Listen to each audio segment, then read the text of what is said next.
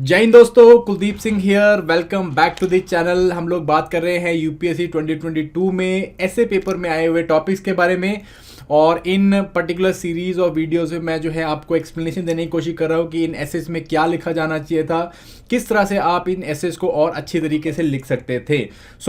मैं यहाँ पे आपसे एक और चीज़ एक्सपेक्ट कर रहा हूँ इन सीरीज में कि आप लोग जो है जो स्पेशली अगले साल पेपर देने के लिए जो है बैठे हैं या अपने एसे को इन जनरल जो है ठीक करना चाहते हैं, वो इन एसेस को डेफिनेटली ट्राई करें, और इससे आपको जो है एक ब्रॉड आइडिया होगा कि ऐसे कैसे लिखना है, एक अच्छे ऐसे में क्या चीज़ें होनी चाहिए एंड किस तरह से हम लोग जो है बेटर स्कोर कर सकते हैं। तो चलिए गाइज फटाफट से स्टार्ट करते हैं। This will be the third essay that I will be taking from section 1 and it is a very interesting essay. तो सेशन को हम लोग फटाफट से करते हैं स्टार्ट करने से पहले एप्लीकेशन डाउनलोड जरूर करिए। बहुत सारा पेड और फ्री कंटेंट है जिसमें पहले बताता रहता हूं। अगर आप हमारे साथ जुड़ना चाहते हैं सिविल सर्विस की प्रिपरेशन के लिए तो आप ऊपर दिए गए नंबर्स पे कॉल भी कर सकते हैं। ये जो है आपका पहला सेक्शन है जिसमें हम लोगों को 4 टॉपिक्स दिए गए थे। तो पहला topic forests are the best case studies for economic excellence में ऑलरेडी करवा चुका हूं। Second is poets are the unacknowledged legislators of the world, ये भी मैं करवा चुका हूं। और आज मैं इस सेक्शन के सबसे इंटरेस्टिंग और सबसे ज़्यादा जो है आप कह सकते हो कि मार्क्स फेचिंग वाले एसे को जो है मैं लेने वाला हूं, और इसमें जो है I will try to add lot of dimensions. This is कि history is a series of victories won by a scientific man over a romantic man. देखिए जो चौथा एसे है जिसको मैं कल या नेक्स्ट वीडियो में जो है आपके साथ डिस्कस करूंगा, ये एसे जो है बहुत लोगों ने अटेम्प्ट किया है। Ship in harbour is safe but that is not what a ship is made for, क्योंकि ये बहुत सिंपल या एक आपको बहुत ही जो है आप कह सकते हो कि एक इस तरह की डायरेक्शन, एक क्लियर डायरेक्शन दे रहा है, और इसमें जो है क्या पॉइंट्स आएंगे आपको ऑलरेडी थोड़े दिमाग में होंगे। तो बहुत सारे बच्चों ने इसे अटेम्प्ट किया है, बट मुझे लगता है कि थर्ड जो एसे था this was the most important essay and marks fetching essay, क्योंकि यहाँ पे आप बहुत सारी चीज़ें लिख सकते थे, अपना एक मेच्योर फेज जो है मेच्योर साइड दिखा सकते थे, और एक ब्यूटीफुली क्राफ्टेड क्रिएटिव वे में जो है इस चीज़ को एक्सप्लेन कर सकते थे। क्योंकि अपने आप में जो फिलॉसफी के बारे में बात करें तो साइंटिफिक मैन और रोमांटिक मैन जो है वो फिलॉसफी से निकले हुए हैं, या फिर बेसिकली फिलोसफिकल डिबेट है जो कि हम लोग काफ़ी टाइम से करते आ रहे हैं। So I think this would have been, if anybody would have attempted this essay and उन्होंने जस्टिस किया होता इस एसे के साथ, तो काफ़ी अच्छे मार्क्स इनको मिल सकते थे। चलिए कोई नहीं, हम लोग यहाँ पे देखेंगे कि अभी भी आप लोग अटेम्प्ट कर सकते हो, मैं आगे बताऊँ कैसे। अभी जो है हम लोग अपने थर्ड एसे की तरफ जाते हैं, then we will continuously move, और ये सारे 8 एसेस को हम लोग यहाँ पे एक्सप्लेन करने की कोशिश करेंगे। So here is history is series of victories won by a scientific man over a romantic man. History क्या चीज़ है? History is documentation of events. Like बहुत इंपॉर्टेंट, बहुत ईजी, और बहुत ईजी तो नहीं कहूँगा बट बहुत ज़्यादा एक कॉम्प्रीहेंशन वाला एसे है, और जिसने I can like admire this essay. This is a very very good essay, ठीक है जी। सो हिस्ट्री अगेन इवेंट्स हम लोग किस तरह से कैटेगराइज करते हैं, that becomes history is a victories series of victories won by a scientific man. What is this scientific man that we are talking about? Scientific man बोल देते हैं हम लोग, या नई टर्म हम लोगों ने यूरोपियंस ने कॉइन करी थी, renaissance man, a true renaissance man. Renaissance man क्या करता है? वो लॉजिक रीजन के ऊपर बात करता है। ये जो है वो साइंटिफिक मैन है, and it's victory over a romantic man. तो रोमांटिक मैन क्या करता है बाय गाइज? वो करता है रोमांटिसाइज, वो चीज़ों को जो है प्यार करता है, ठीक है। जैसे एक लवर जो है अपने लवर को प्यार करता है तो उसके अंदर कुछ नहीं देखता, बस उसे सिर्फ अपना प्यार दिखाई देता है, और वो दुनिया को भूल के प्यार करता है। तो बहुत ही ब्यूटीफुल एसे है scientific man over a romantic man. अगर आप इस एसे को लिखना चाहते हैं मेरे इनपुट देने से पहले, तो आपको एक काम करना है, यहाँ पे जो है वीडियो को पॉज करना है। अभी ना मत करो, मैं आपको थोड़ा आइडिया आगे देता हूँ। आप जो है इस वीडियो को पॉज कीजिएगा और इस एसे को लिख के मुझे ज़रूर भेजिएगा। I am very very eager कि आप में से कोई मुझे लिख के भेजे और मैं आपके पॉइंट्स को भी इनकलकेट कर सकूं, ठीक है जी। सो करना क्या है, एसे लिखने से पहले वही 3 चीज़ें हम लोगों ने करना है। हम लोगों को एक सेंट्रल थीम, एक सेंट्रल आइडिया लेना है अपने एसे का। What is the broad central idea of that essay? क्या जो है इस एसे में बात कर रहे हैं, क्या इसका जो है केंद्र बिंदु है, क्या निचोड़ होना चाहिए आपका। एंड देन सेकंड इज, एक बार ये आपने सेंट्रल आइडिया बना दिया, फिर उसके बाद आपको क्या करना है, आपको यहाँ पे पे करना है ब्रेनस्टॉर्मिंग, अपना ब्रेनस्टॉर्मिंग करो और इसमें जो है बहुत सारे आर्ग्यूमेंट्स, काउंटर आर्ग्यूमेंट्स, उनको जो है वैलिडेट करने के लिए आपके पास एग्जाम्पल्स हों, ये सब चीज़ों को जो है एक्सप्लोर करो एंड देन इन सब को जो है इकट्ठा करके आपको आउटलाइन बनाना है. You have to make an outline where you will be doing introduction, where you will be doing conclusion and you will be putting और arranging your arguments according to your body guys. ठीक है जी. So this is what you got to do. Philosophical essay में again central idea, you have to understand central idea, you have to brainstorm and then you have to outline. सो यहाँ पे video pause कर दो अगर आप जाना चाहते हो, जल जाओ और यहाँ पे लिख के दिखाओ. नहीं तो हम लोग आगे चलते हैं, इस पूरे एसे का हम लोग थीमेटिक डिस्ट्रीब्यूशन देखते हैं. सबसे पहला portion, central idea of this essay, history is victories won by scientific man over romantic man. So keywords मैंने हाईलाइट कर दिए हैं, history, victory, scientific man and romantic man. इसको जो है आपको एक्सप्लेन करना है. What is history? History is documentation of unique events जो कि होते हैं, है ना. हम ये टिपिकल डेफिनेशन देते हैं हिस्ट्री की, हम इसमें यूनिक इवेंट देखते हैं, किंग्स की हिस्ट्री देखते हैं, पॉपुलर हिस्ट्री देखते हैं, वॉर्स के बारे में जानने की कोशिश करते हैं. ये सब जो है हिस्ट्री का पोर्शन बन जाता है. विक्ट्रीज मीन्स क्या है? जीत. जीत किस चीज की? साइंटिफिक मैन की ओवर रोमांटिक मैन. सो हम पहले समझने की कोशिश करते हैं कि भाई ये साइंटिफिक मैन आखिर है कौन. ठीक है, who is the scientific man? Now scientific man is that person who और दैट द इंडिविजुअल और दैट पर्सनैलिटी जो लॉजिक एंड रीजन पे बात करता है. Those who again put primacy of logic and reason, rationality से जो है सोचता है. ठीक है जी, उसके एक साइंटिफिक टेम्पर है उसके अंदर. he always thinks of rationality and inductive approach या फिर डिडक्टिव अप्रोच रखेगा, जो है थियोरी बिल्ड करने की कोशिश करेगा फ्रॉम फैक्ट. फैक्ट देखेगा, थियोरी बिल्ड करेगा या फिर जो है थियोरी बनाएगा और फैक्ट से उसे प्रूफ करने की कोशिश करेगा. He will always be critical. कोई भी चीज़ को जो है वो फॉर ग्रांटेड नहीं ले लेगा, वो सीधा फेस वैल्यू पे नहीं उठाएगा. ही विल ऑलवेज क्रिटिकली जज कि भाई वहाँ पे ये पर्टिकुलर चीज़ क्यों हो रही है, या ये पर्टिकुलर फिनोमेना क्यों है, या पर्टिकुलर मान्यता क्यों बनाई गई है. All of this things will be done by a scientific man. As like मेरे पास बहुत सारे थिंकर्स है which I can like they are coming in my mind. जैसे कि वॉल्टेयर, इन्होंने कहा था एक्रेसिस ला इन फेम, that means crush the infamous. जो भी चीज़ फेमस है, जो भी चीज़ हमें फॉर ग्रांटेड मिलती है, जो भी चीज़ हम लोगों को बाय डिफॉल्ट मिलती है, हम लोगों को उसको क्वेश्चन करना है, थिंक करना है उसके बारे में, और अगर वो ठीक नहीं लगती है तो उसे क्रश कर देना है. ठीक है जी. ये वैसे तो कैथलिक चर्च के हिसाब से के लिए बोला गया था, but again it is so relevant in today's times also.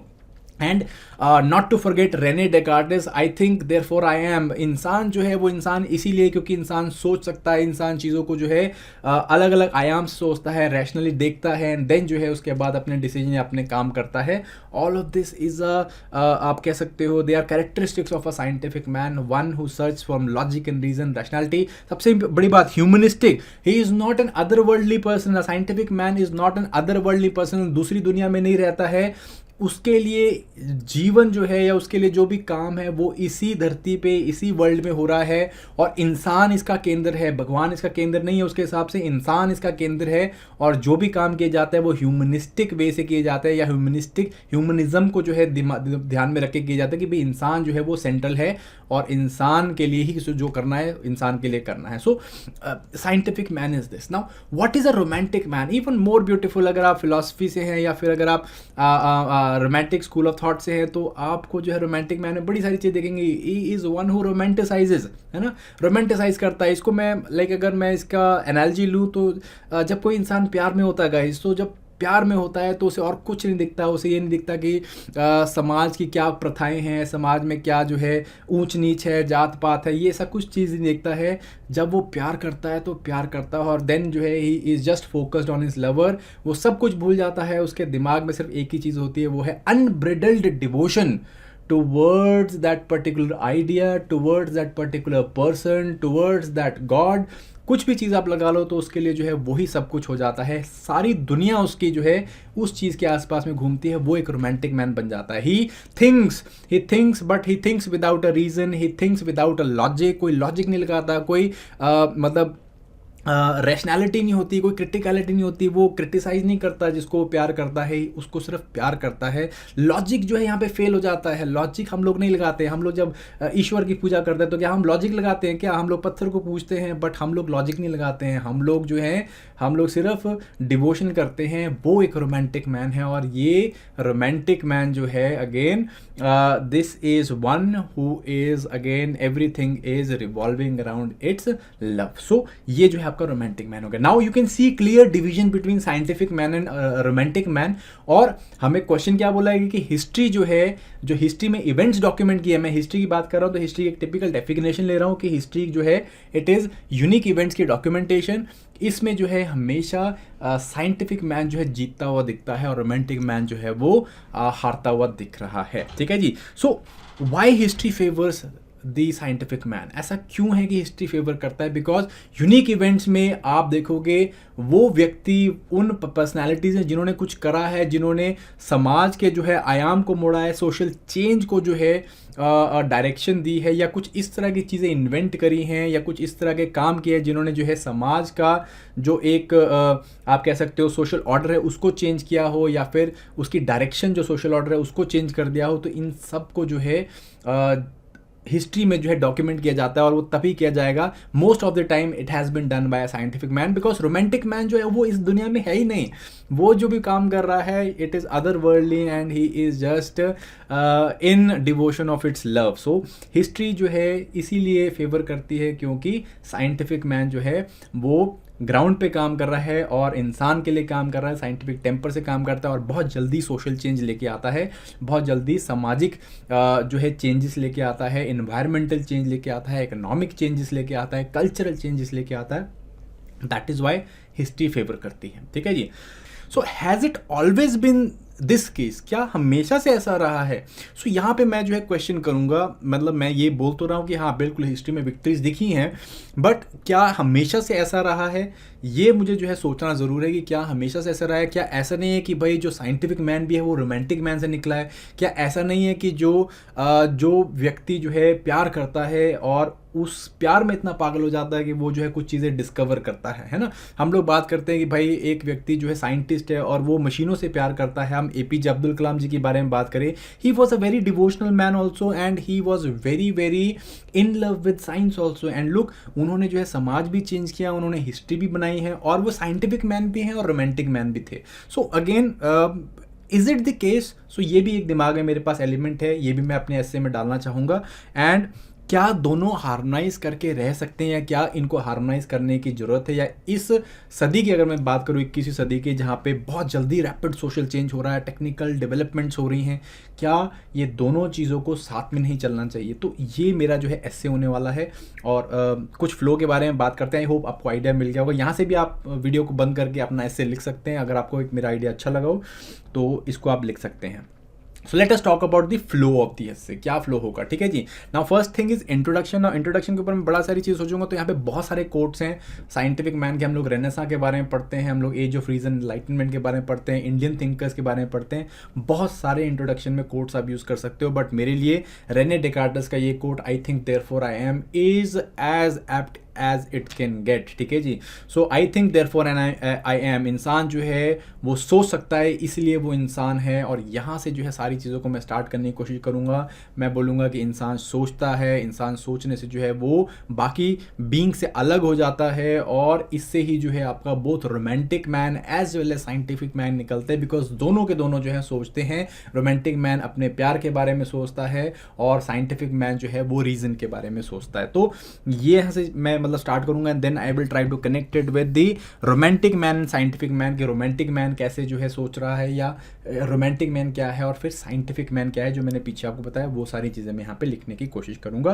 तो ये मेरा इंट्रोडक्शन हो गया, और पहले मेरे 1-2 पैराग्राफ्स हो गए where I will try to clarify कि what do we mean by that particular quote, और what do you mean by the particular topic of the essay. Then I will move towards the body part. अब यहाँ पे जो है PESTLE technique again like fail हो रही है बहुत टाइम से, पिछले 2 साल से पेसल टेक्निक फेल ही होती आ रही है यूपीएससी में। बट ओवरऑल अगर देखा जाएगा तो यहाँ पे हम और एस्पेक्ट्स को कवर कर सकते हैं, जैसे कि why history has been tilted towards the scientific man. क्यों ऐसा रहा है? आप इस आर्ग्यूमेंट को रीइंफोर्स करोगे यहाँ पे कि क्यों ऐसा हुआ है, क्या ऐसा हुआ है, हाँ ऐसा हुआ है। हिस्ट्री हमेशा से जो है साइंटिफिक मैन की तरफ टिल्टेड रही है, ठीक है। ऐसा क्यों है, तो इसको आप कैसे लिखोगे? मेरे हिसाब से टेम्पोरल स्पेशल एनालिसिस जो है वो इसके लिए काफ़ी अच्छा रहेगा। टेम्पोरल स्केल में आप लिख सकते हो एंशिएंट, मिडीवल, मॉडर्न टाइम्स में क्या हुआ, pre industrial, post industrial times में क्या हुआ है, एंड देन यहाँ पे आप स्पेशल स्केल में देख सकते हो कि इंटरनेशनल लेवल में देख सकते हो और इंडियन लेवल पे या हम लोग अपने देश के लेवल पे देख सकते हैं। सो इंटरनेशनल लेवल में बात करता हूँ, स्पेशल में इंटरनेशनल एंड देन उसके साथ टेम्पोरल किया है मैंने। एंशिएंट टाइम्स में जो है अगर आप देखोगे कि भाई चेंजेस लेके आने वाले कौन थे, classical Greek and Latin civilisation की अगर हम बात करें वहाँ पे, तो बहुत सारे थिंकर्स हुए हैं जिन्होंने क्या किया है, जिन्होंने बहुत सारा लिटरेचर लिखा और जिन्होंने जो है क्या किया है, हिस्ट्री में अपना नाम दर्ज किया है बाय ब्रेक थ्रूज। जैसे कि मैं बात करूँ सोक्रेटिस की बात करें, एरिस्टोटल के बारे में बात करें, एनेक्सीमेंडर के बारे में बात करें, पाइथागोरस के बारे में आपने सुना होगा, पाइथागोरस के बारे में बात करें, ठीक है जी, द ग्रेट मैथमेटिशियन। देन बहुत सारे लोग हैं, बहुत सारे लोग, सिसेरो हो गए आपके लाइक डेमोक्रेसी वाले, तो सिविल सोसाइटी वाले, मेनी ऑफ देम जिन्होंने बहुत काम किया है एंशिएंट लेवल, एंशिएंट टाइम्स में। और इसी करके जो क्लासिकल लैटिन और क्लासिकल ग्रीक सिविलाइजेशन थी वो अपने चरम में पहुंची, ठीक है जी, बिकॉज वहाँ पे साइंस को जो है उतना ही तवज्जो दी जाती थी, साइंटिफिक मैन को उतनी ही तवज्जो दी गई थी। मिडीवल टाइम्स में क्या हुआ गाइज, मिडीवल टाइम्स में अगेन हमने देखा कि धर्म का बोलबाला हो गया और लोग जो हैं वो क्या हो गए, अनक्वेश्चनिंग हो गए और लोगों ने जो है अनब्रिडल्ड रोमांटिसाइज करना स्टार्ट कर दिया, धर्म के अनुयायी हो गए या फिर फैमिली के ऊपर चले गए। तो इस करके क्या हुआ, जो यूरोप है वो डार्क एजेस में आ गई। तो हम यहाँ पे क्या करें, थोड़ा सा रीइंफोर्स कर रहे हैं कि भाई too much of romanticism, too much of a romantic man can become what, it can become वो जो है क्या हो जाता है, वो बेसिकली स्टीरियोटाइप हो जाता है या स्टीरियोटाइप करने लगता है, वो जो है अनक्वेश्चन लव में पड़ जाता है और इस करके जो है वो क्या करता है, चीज़ों को देख नहीं पाता है प्रॉपरली। तो ये चीज़ें जो है हम लोग यहाँ पे लिखेंगे मिडीवल टाइम्स में ऐसा हो यूरोप में। एंड फिर उसके बाद क्या हुआ, फिर साइंटिफिक मैन जो है वो आए प्री इंडस्ट्रियल टाइम्स में, रेनेसां हमने देखा, एज ऑफ रीजन देखा, रेवोल्यूशंस हम लोगों ने देखे। आप यहाँ पे बहुत सारे थिंकर्स के बारे में बात कर सकते हो, आप जो है इटालियन थिंकर्स के साथ स्टार्ट कर सकते हो, यू कैन गो टूवर्ड्स, जैसे मैंने रेने डेकार्टस के बारे में बताया, Voltaire, Rousseau, Locke, there are n number of thinkers you can write here and all of them have done what, they have always preach rationality। और इन्होंने क्या किया है, समाज को पॉलिटिकल लॉज दिए हैं, हमने साइंटिफिक लॉज देखे, हम लोगों ने लाइक कमर्शियल रेवोल्यूशन देखा, हार्वेस्ट स्टीम इंजन, बड़ी सारी चीज़ें आप यहाँ पे लिख सकते हो गाइस, ठीक है जी, all of thing done by a scientific man. Then national level पे हम लोग क्या कर सकते हैं, नेशनल लेवल पे हम लोग बात कर सकते हैं। अब मैंने यहाँ पे पोस्ट इंडस्ट्रियलाइज छोड़ दिया सोसाइटी में, भी आगे इसके बारे में बात करने वाला हूँ, ठीक है। नेशनल लेवल पे हम क्या देख सकते हैं, एंशिएंट टाइम्स हम देखेंगे कि भाई देखो हमारे एंशिएंट टाइम्स में भी जो है साइंटिफिक मैन थे और उन्होंने कितना जो है समाज को दिया है। आर्य जैसे अर्थशास्त्र लिखा गया है ना, चाणक्य ने अर्थशास्त्र लिखा, आज तक हम लोग अर्थशास्त्र पढ़ते हैं और उससे जो है चीज़ों को निकालने की कोशिश करते हैं। गुप्तास का साम्राज्य था, गुप्तास का टाइम था जब साइंस को जो है बहुत ज़्यादा तवज्जो दी गई, साइंटिफिक मैन को तवज्जो दी गई, सूर्य सिद्धांत लिखा गया, सुश्रुतन चरक संहिता लिखी गई, आर्यभट्ट ने आर्यभट्टिका लिखी, ठीक है जी, और he was like very much into geography, mathematics, like बहुत सारी चीज़ें यहाँ पे करी गई थी। देन हम लोग मिडीवल टाइम से फिर डार्क एजेस देखते हैं कि भाई क्या हुआ, वो हम लोग रिचुअलिज्म में फंस गए या हम लोग को जो है ये इश्यूज हो गए एंड इस करके क्या हुआ, हम लोग जो है आगे प्रॉस्पर नहीं कर पाए। एक अनक्वेश्चनिंग रोमांटिक मैन जो है उसने जो है आगे अपना जो है मतलब साइंटिफिक मैन है पीछे रह गए, वो ये मिडीवल टाइम्स में वो आगे चले गए। But then again what has happened is pre independence time में हमने देखा बहुत सारे इस तरह के रैशनल ओरिएंटेड साइंटिफिक मैन निकल के आए हैं जिन्होंने क्या किया है, जिन्होंने ये काम किया है। जैसे राजा राम मोहन रॉय, ईश्वरचंद विद्यासागर, महात्मा गांधी के बारे में बात करें, बहुत सारे इस तरह के व्यक्ति निकले। जैसे सीवी रमन के बारे में बात करें, एस चंद्रशेखर के बारे में बात करें, बहुत सारे इस तरह के व्यक्ति निकले जिन्होंने क्या किया, जिन्होंने हिस्ट्री को जो है मोल्ड करके रख दिया है। गांधी जी की बात करें तो गांधी जी ने क्या किया, गांधी जी ने अपने विचारों से उनके जो है इम्प्लीमेंटेशन से सत्याग्रह, नॉन वायलेंस को इम्प्लीमेंट करके दिखाया और इम्प्लीमेंट करके जो है आज़ादी प्राप्त करी। तो बहुत ही ब्यूटीफुल तरीके से हम लोग इंटरनेशनल नेशनल लेवल पे लिख सकते हैं, ठीक है। अब यहाँ पे एक बात स्टार्ट होती है कि भाई आपका ऐसे अब कहाँ जाएगा, अब कैसे जाएगा कि क्या scientific man is devoid of romantic man, क्या साइंटिफिक मैन और जो रोमांटिक मैन अलग अलग है क्या? नहीं, यहाँ पे जो है मैं जैसे मैंने पीछे बोला कि they can not be different, ठीक है जी, they can not be different. हाँ, स्केल का फ़र्क हो सकता है, कुछ जो है ज़्यादा साइंटिफिक है, कुछ जो है ज़्यादा रोमांटिक हैं, बट ये दोनों एक दूसरे से अलग नहीं हैं। बेसिकली अगर मैं बात करूँ कोई भी थ्योरीज़ के बारे में बात करूँ, इंपॉर्टेंट थ्योरी जो भी ओरिजिनेट हुई हैं, तो कहीं ना कहीं वो स्पेकुलेशन से तो निकलेंगी, उन्होंने सोचा कुछ ऐसा होता होगा, है ना। पहले अगर मैं बात कॉस्मोलॉजी की थ्योरीज के बारे में बात करूं, तो किसी ने तो सोचा था ना कि भाई चांद है, तारे हैं, ये सूरज है, ये आसपास क्यों घूम रहा है, वहाँ से स्पेकुलेशन से स्टार्ट हुआ ये सब चीज़ें, ठीक है। तो सोचने वाले लोग जिन्होंने जो है सोचा या जिन्होंने सोचने की कोशिश करी, जो सोचने के आयाम में थे, उन्होंने भी कंट्रीब्यूशन दिया है। वर्क जो कोई भी काम स्टार्ट हो पहले विजन से स्टार्ट हुआ होगा, है ना, या पहले विजन से ही स्टार्ट हुआ है, ठीक है। अगर इंसान चिड़ियों को देखता नहीं और उड़ने के बारे में सोचता नहीं, अब उड़ना जो है हम लोग सोचे कि यार ये तो क्या बेवकूफ़ी है ना, मतलब इंसान किस दुनिया में रह रहा है कि उड़ना चाहता है, बट किसी ने सोचा, सोचने के बाद किसी ने काम किया, और काम करने के बाद जो है क्या हुआ, हम लोग आज देखते हैं कि एरोप्लेन्स जो हैं या फिर हवा में उड़ना जो है वो बहुत बड़ी बात नहीं रह गई है। सो बेसिकली मैं कहने की कोशिश क्या कर रहा हूँ कि साइंटिफिक मैन और रोमांटिक मैन जो है वो अलग अलग नहीं है, वो स्केल में जो है वो स्केल में आगे पीछे हो सकते हैं। ये एक स्पेक्ट्रम है साइंटिफिक मैन और रोमांटिक मैन का, कि एक व्यक्ति जो है थोड़ा साइंटिफिक ज़्यादा हो सकता है, बट इसका मतलब ये नहीं हो बिल्कुल रोमांटिक नहीं होगा, ठीक है जी। रेवोल्यूशन जो है, जितने बड़े रेवोल्यूशन की बात करें तो आइडिया से निकल के आते हैं। मार्क्स ने सोचा होगा कभी, तभी तो जो है उसने कम्युनिज्म के बारे में बात करी है, ठीक है। सो ये सारी चीज़ें जो है यहाँ पर मैं लिखने की कोशिश करूँगा कि साइंटिफिक मैन जो है वो डिवॉइड नहीं है रोमांटिक मैन के लिए या रोमांटिक मैन से। हाँ, कई बार रोमांटिक मैन जो है वो ओवर पावर कर लिया है साइंटिफिक मैन को, या साइंटिफिक मैन ने ओवर पावर किया है, और हिस्ट्री थोड़ी सी जो है क्या रही है, बायस रही है towards scientific man. But last में अब जो स्टेटमेंट्स आएंगी मेरी, लास्ट में जो मैं सेंटेंस या पैराग्राफ लिखने वाला हूँ, यहाँ पे मैं क्या लिखूंगा कि excess of everything is bad, है ना, दोनों का एक्सट्रीम एंड जो है वो बुरा है। क्यों? बिकॉज आज की सोसाइटी के बारे में बात करें, पोस्ट इंडस्ट्रियल सोसाइटी के बारे में बात करें, हर कोई लॉजिक रैशनैलिटी के बारे में बात कर रहा है, हर कोई व्यक्ति रीजन के बारे में बात कर रहा है, हर कोई जो है लाइक रैशनैलिटी पे आ गया है। तो इससे क्या हुआ है, सोसाइटी में केओस इंक्रीज हुआ है, सोशल चेंज बहुत ज़्यादा तेज़ी से आ रहा है, बट केओस बहुत ज़्यादा देख रहे हैं हम लोग सोसाइटीज़ में जो है ब्रेकडाउन्स देख रहे हैं, देन हम लोग डिसऑर्गेनाइजेशन देख रहे हैं, हम लोग एक्सेसिव कंपटीशन से हम लोग क्या देख रहे हैं, हम लोग लोगों को सुसाइड करते देख रहे हैं। बहुत सारी चीज़ें इस तरह से हो रही है जो कि रैशनल सोसाइटी का या फिर साइंटिफिक मैन की जीत का जो है क्या है, वो एक नेगेटिव इफेक्ट है। So here what I will try to say is कि एक्सेस जो है वो बैड है। नाउ आज की सोसाइटी में जो है there is perils of rationality also, and therefore हम लोगों को जो बैलेंस है वो लेके आने की ज़रूरत है। हमें स्पिरिचुअलिटी भी चाहिए, हमें एक रोमांटिक मैन भी चाहिए, और हमें रैशनैलिटी भी चाहिए, और इन दोनों का जो है एक बैलेंस की जो है वो बहुत ज़्यादा ज़रूरत है। और जो बैलेंस बना रहा है या बना पाएगा, वो ही व्यक्ति जो है वो क्या करेगा, हिस्ट्री को कनकर कर पाएगा, या हिस्ट्री में जो है अपना नाम दर्ज करवा पाएगा, या हिस्ट्री को जीत पाएगा, ठीक है जी। So vision and action can not be divorced from each other, they have to go simultaneously, ठीक है जी। मस्क ने जो है आइडिया देखा, मस्क ने सोचा था जो रॉकेट कंपनी बनाने का, तो आइडिया था तभी उसने काम किया। स्टीव जॉब्स का आइडिया था, है ना, मतलब एप्पल का। देन अब APJ अब्दुल कलाम जी के बारे में मैंने बात करी, तो he was also romantic man, he was also a very emotional man, and he was also very scientific man, and दोनों चीज़ों को इन्होंने हार्मोनाइज किया है। तो यही चीज़ जो है मैं अपने कंक्लूजन में भी लिखना चाहूँगा कि एट द एंड हम लोगों को जो है हार्मोनाइजेशन की ज़रूरत है, कि इन दोनों तरह के व्यक्तित्वों को, पर्सनालिटीज़ को हम लोग साथ में लेके चल सके, और किसी भी एक पर्सनालिटी को हम लोग हावी ना होने दे।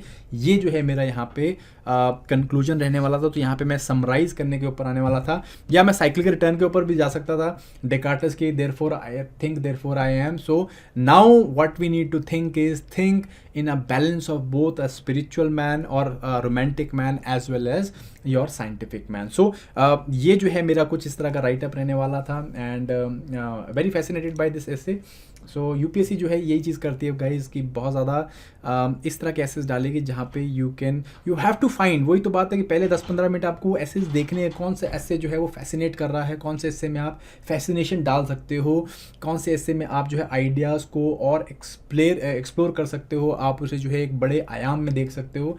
उसी ऐसे को चूज़ करना है। ये नहीं करना कि कोई भी ऐसे आपने चूज़ कर लिया क्योंकि ईजी लग रहा है, ऐसे नहीं करना है, ऐसे करना है। Anyways, so that is it for this particular session guys. अगर आप लोगों को ये सेशन अच्छा लगा हो तो ये again give me a thumbs up, and if you want to write and if you have any other idea कि मुझे यहाँ पे ऐड करना चाहिए था, just feel free to put it in the comment box, and I will see you and I will like acknowledge it, and then I will see you on the next session where we'll be taking up the fourth essay guys. So thank you very much, all the very best, and bye bye.